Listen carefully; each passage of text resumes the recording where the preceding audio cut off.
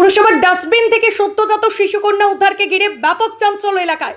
সাত সকালে টোটো চালকের তৎপরতায় সদ্যজাত শিশুকন্যা উদ্ধার বালি নিবেদিতা সেতুর নিচে পুরসভার ডাস্টবিন থেকে।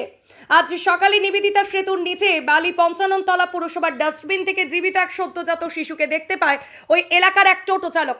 প্রচণ্ড বৃষ্টির মধ্যে ময়লা আবর্জনার মধ্যে পড়ে থাকা সদ্যজাত শিশুটিকে তুলে নিয়ে যাওয়া হয় স্থানীয় একটি বেসরকারি নার্সিংহোমে, যেখানে শিশুটির চিকিৎসা চলছে। ঘটনাস্থলে বালি থানার পুলিশ সিসিটিভি খতিয়ে দেখছে কে বা কারা সদ্যজাত শিশুকন্যাকে ময়লা আবর্জনায় ফেলে গেল। বালি ৫৫ তলা। কি দেখলে সকালে? সকালে কাগজ করে নিতে এসেছিলো, ওইখানটা একটা বাচ্চা ডেলিভারি হয়েছে সবাই বলে একটা কাপড়ে দিয়ে ওইখানটা ফেলে দিয়ে গেছে। বেঁচে ছিল? বেঁচেছিল, ওটাকে তুলে আমরা ওইখানটা রাখলাম। এখন সব ছেলেগুলো নিয়ে ওকে স্বাস্থ্য হসপিটালে নিয়ে গেছে। কেউ ফেলে গেছে? কেউ ফেলে গেছে। ছেলে না মেয়েদের? ছেলে ছিল। ছেলে ছিল সদ্যজাত। হসপিটাল নিয়ে গেছে। তোমার নাম? আমার নাম মুস্তাক আনসার।